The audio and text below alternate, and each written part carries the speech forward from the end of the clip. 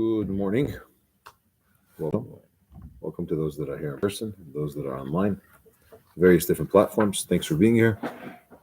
Click like, share, subscribe, and comment. We're learning a Maimer in Parshas Yera, which that year, when it was said in 1976, it coincided with Chav Cheshvan, which is the birthday of the Rebbe Rashab, the 5th Lubavitcher Rebbe, the one that founded Temchet Mimim, the yeshiva, which incorporated learning Chasidus as part of the curriculum. It wasn't a side thing a little bit, but Bacham should be learning, and everyone really should be learning Chasidus, which helps in their service of Hashem and the Yirah Shamayim. The pasuk in our parsha says, Hashem Amar Amchasani Me'avra. Before Hashem went to destroy Sodom and Amorah because of their behavior, which was repulsive, cruel, and reached a level where it says that the cry reached Hashem. What was the cry? So Rashi brings that there was a girl who had Rahmanas, she had compassion. She saw somebody who was traveling and didn't have what to eat, so she gave him some food. And they had various brutal customs in Sodom. One of them was that when a person did come in, a traveler or a guest, and he would ask for help, they would say sure, and they'd give him a block of gold. Most people knew that you can't come to Sodom. People that didn't know, and they came and they were starving, they had no choice, they would ask. They would get a block of gold. Now, the people wrote on the block of gold their name. So then he took this block of gold, went to the next stop, and said, "Can I get some bread?" And he said, "I cannot give you bread, it's against the law, but I can give you gold." And he gave him a block of gold with his name on it. So he went to the marketplace, to the fish store, to the fruit stand, whatever. Can I get something to eat? You have money? Yeah. Oh, I can't give you any food. I give you money. I give you a block of gold. And he would go around with this sack of blocks of gold. And it's worthless. So you can't get any. They will not give you food if you're not a local. And in the end, he would just collapse and die. And everyone would come and take their gold back. Had their name on it, they would take it back. That was the cruelty. But Rashi tells us about this girl who went and she gave someone food anyways. She felt very bad. They were so upset with her that they smeared her with honey all over her body and led her by a beehive. And she was literally stung all over. And she was screaming out of pain. And her cry came to Hashem. And Hashem said, "That's it. Enough. I'm going to destroy Sodom and Amorah." But Hashem says, how can I hide from Avram what I'm about to do? Why not? It's because Avram is going to be this great nation, the father of a great nation. And I know, this is the key here, I know him. Asher Yitzaveh, he's going to command, which means instruct, show, teach his children to go in the ways, which basically keep the Shamru Derech Hashem, keep the path of Hashem, which is number one. And then Lasses Tzedakah Mishpat, to do justice and righteousness. So Hashem says, someone like Avram, I can't just go and destroy these cities without telling him. There's several reasons. Firstly, he promised him this land. Now you're going to go and burn it and not tell him? You have to tell him. But besides that, he is the father of nations. And why is he special? Because number one, he's teaching them to go on the path and to keep Torah mitzvahs, or to do justice. The question that the Rebbe Rashab asks, the Rebbe is bringing this question from the Rebbe Rashab's Maimer, whose birthday is next week. He says, once you explained that he teaches his children to go on the path of Hashem, what's the path of Hashem? It's mitzvahs. That's the path. Why does he repeat himself and say, path of Hashem? To do mitzvahs and justice. No, that's the path of Hashem. That is mitzvahs. So either say he teaches them to be on the path, or he teaches them to do mitzvahs. You don't have to have both. And Torah is never repetitive, and unless there's a really strong reason. We have in the beginning of this parsha, there are dots on the word Elov, where they asked, the Malachim asked Avram, "Where's your wife?" So we learn deeper concepts and messages from the dots. Not only from the dots, but which letters have dots, which letters don't. And the ones that don't have dots, if there's more letters without dots, then you darshan, you try to understand the meaning of those letters. If there's more letters with dots, then you go for the ones that have the dots. So the point is that even a dot is meaningful. Over there, we learned that the Malachim asked Avram, "Where's Sarah?" or "How's Sarah?" And they asked Sarah, "How's Avram?" To each spouse, they asked about the other. But here you have this repetition of Derech Hashem and then Lasit Stako Mishpat. Why do you have to have both? So he explained in that Maimer that Derech Hashem is the Hamshachal Mamayla Lamato, which is the flow from above to below. The path of Hashem is Hashem to us. Whether that's inspiration, whether that's a certain feeling that he has naturally, whether that's the inherent connection that every Yid wants to do what's right. Every Yid has an Ava to Hashem. And Staka and Mishpat, righteousness and justice, that represents the Avodah part. It's not automatic. I don't just feel it. I have to do from below to above. I have to invest and put in effort. Another way that it's called in Chasidus or in Kabbalah is Chazer, a light which is returning. Now, you could measure and say what's more powerful, the light that comes from above to below, or is it the light that bounces back? The difference is that light from above is almost natural.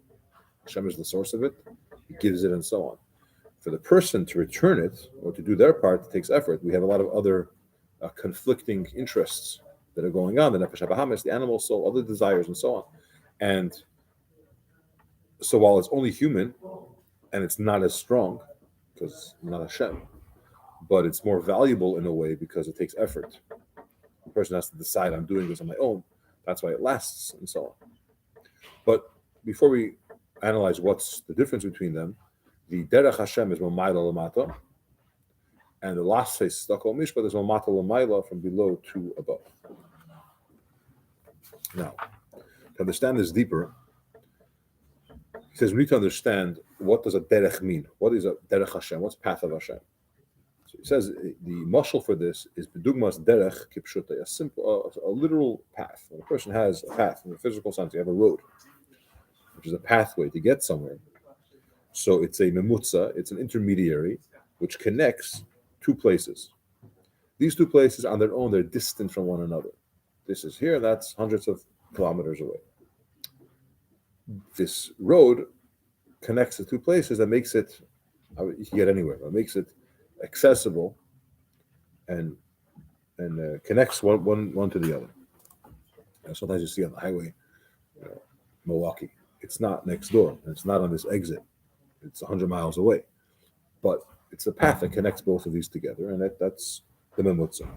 Okay, for example, Derech HaMelech, the path of the king, which the path of the king, it starts from the capital, and then where the king lives, and it goes to all different places around the country.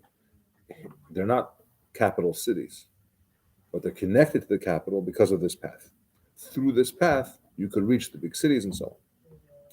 From those big cities, there's other paths which come to smaller cities, and smaller. Basically, even the most distant corner of the land, these paths will eventually reach. That's the concept of a physical path. It allows you to reach places which otherwise are not in that realm at all.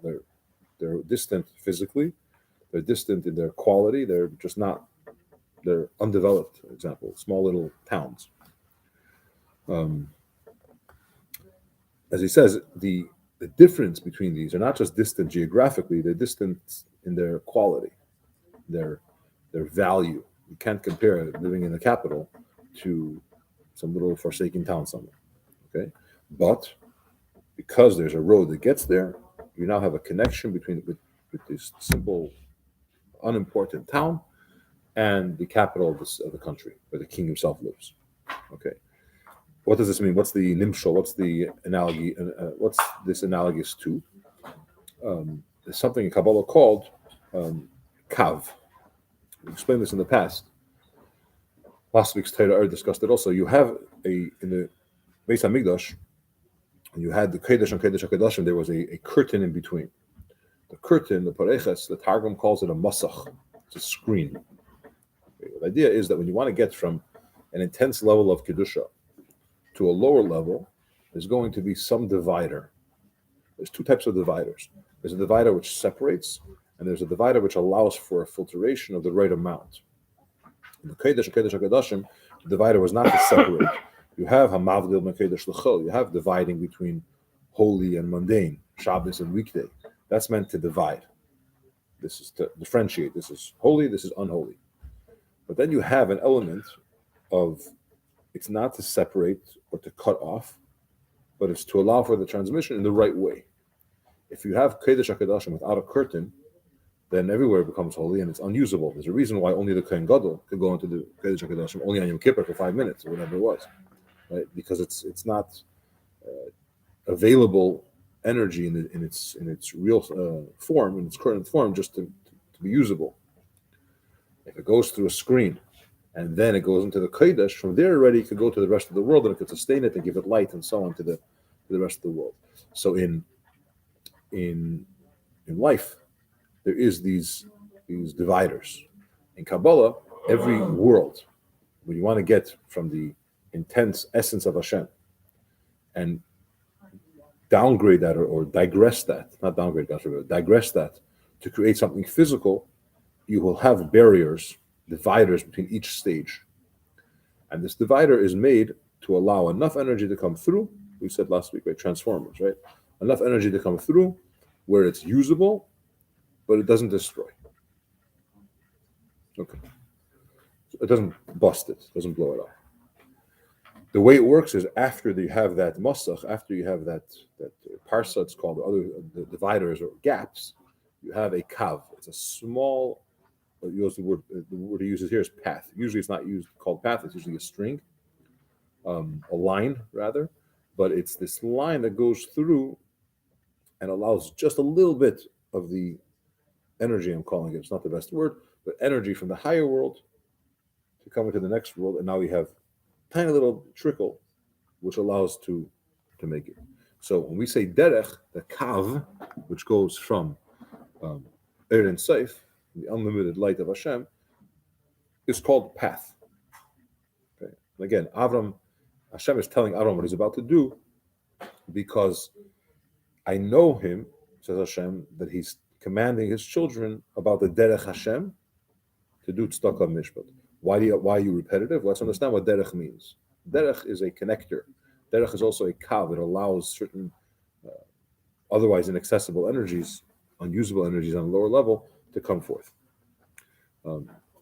Another way to say this is kav is the intermediary which connects Er and Seif to the worlds, the infinite with the world that we're in. Otherwise, it wouldn't. Okay. In addition to the fact, creation of the world, you want to take infinite light and make limited, finite, physical beings or creations. It happens through the kav. And the kav has two parts. There's an external part of the kav and an internal part of the kav. And we constantly say this in Chasidus, that everything that we learn about at every level in the spiritual worlds, there's the external and the internal. And in life also, every part of ourselves, there's the external, which is easier to reach. It's not as lasting. It's changeable. And there's the internal, which is more essence, which is much harder to penetrate, and it's much more lasting because it's inside, it's internal. So the creation of the world comes through kav, but it's the chitzonius kav. It's the external part of the kav. And through this external part of the kav, you now have what's called giluyim in the world. Giluyim means revelations where you actually feel godliness. You can't feel the real deal because you get consumed or nullified, but you feel at some external level, oh, God is operating here. There's a world. For example, in the world of Atzilus, you can't even have angels because Malachim, they're an entity on their own. Obviously, they're holy and they're serving Hashem and they have no ulterior motives and so on. But all they want is to serve Hashem. But they're an angel. There is an angel who's doing something. It's not bottled to Hashem. There's a description. There's different malachim, different names. They have an identity. In Atzilus, it's so one with Hashem that you can't have any. Yeah, you can't have an identity because that would be something separate from Hashem. There is nothing separate from Hashem anywhere, but in this world, it looks like it's separate. In order to make something look separate from Hashem, you need to trickle the energy, so it's just enough to create it, but not so. That process is through the kav. That happens through this small trickle, small string. I'm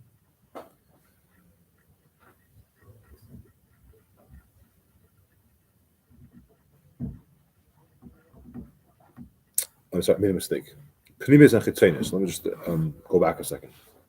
The Pnimius hakav allows for the chitzenis hakav allows for creation of the world. Pnimius hakav, internal hakav, allows for the giluyim in the world, the revelations. Just for it to exist.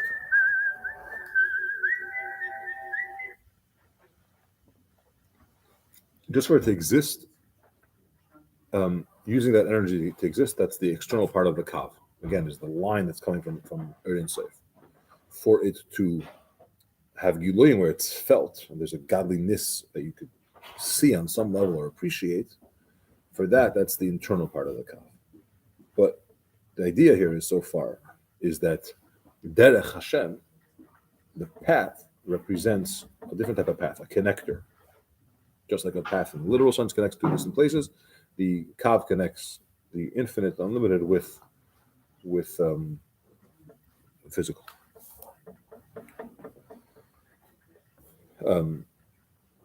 In another mimer from the Rebbe Rashab, he explains in the mimer the Ramaschal Zachar. He explains that why is Torah mitzvahs called derech Hashem? Now that we said that derech means this connector, it's a path and it's kav, and there's pnimius and chitzenis. Why is it called? Why is Torah mitzvahs referred to as that way? In the literal sense, we understand path is path, but if it's the whole idea of kav and pnimius and chitzenis, why is Torah mitzvahs called that? And the answer is because it's to establish the inner secret of heaven. That's what Torah mitzvahs is. It's to bring it down here. Another way that Chasidus says it is hamshachas b'chinas shmoi hagadol, to bring forth the level of Hashem's great name, which is a shine, a ray of Hashem, the light of Hashem, to bring it down into this world, and which another way, which means revealing Hashem's essence, and that's called derech Hashem, because we said that the kav does two things. The external part of the kav allows for the creation of the worlds, or the existence of the worlds. The internal part of the kav allows for the giluyim, the revelations. If you want to tell me that Torah mitzvahs is a path, it's because Torah mitzvahs reveals godliness in this world.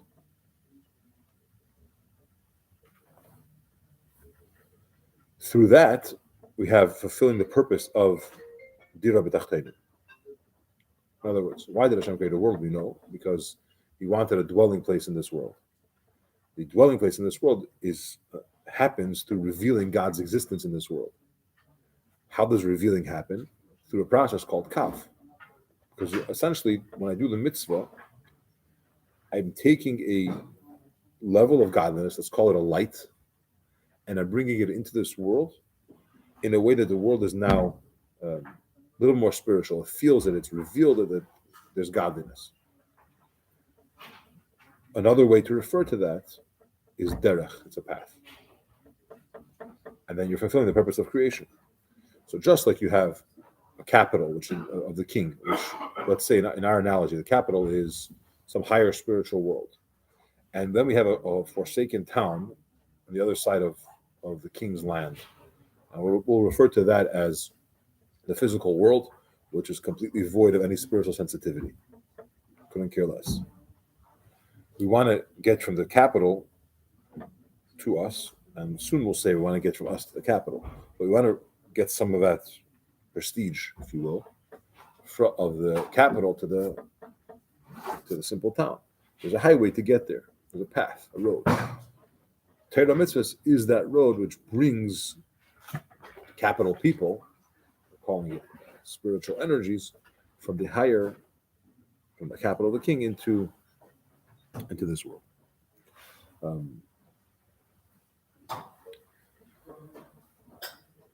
And he brings a mashal, which is unusual mashal. He says, Dira b'tachteina, which is the purpose of creation. It's like somebody who lives in his friend's house. If you're living in your friend's house, you're there completely. Your entire existence is there. Okay. Why do you say that? Because there's two ways how you could have godliness in this world. One is that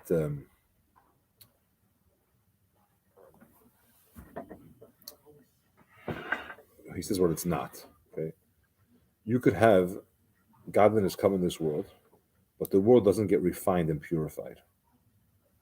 It's projecting. There's a holiness here, but the world itself is still klippa. It's still negative. It still has an element which is not good.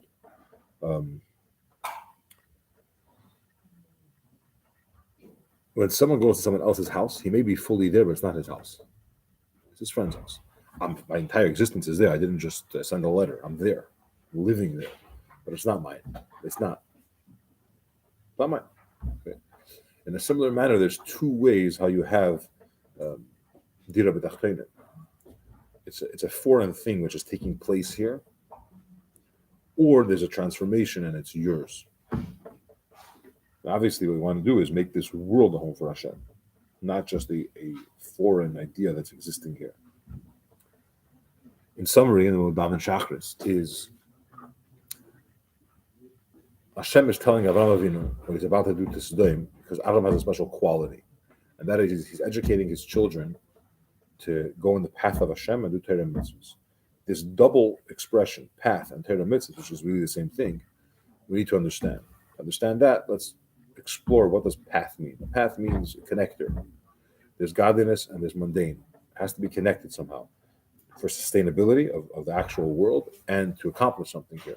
And that is through something known as kav, which is also a path. It's a line that takes godliness to the highest level and brings it down here to do two things: to allow it to exist, and to allow a revelation of godliness, which is the purpose, to make it a dwelling place for Hashem.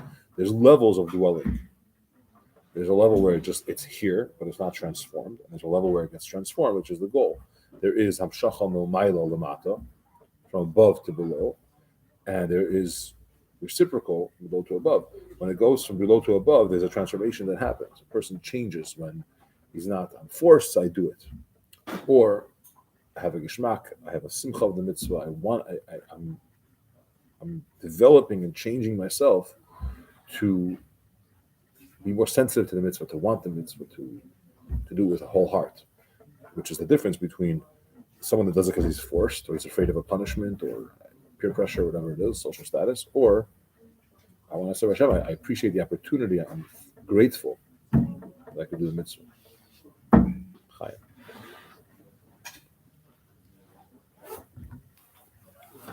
Thanks for joining. See you again soon.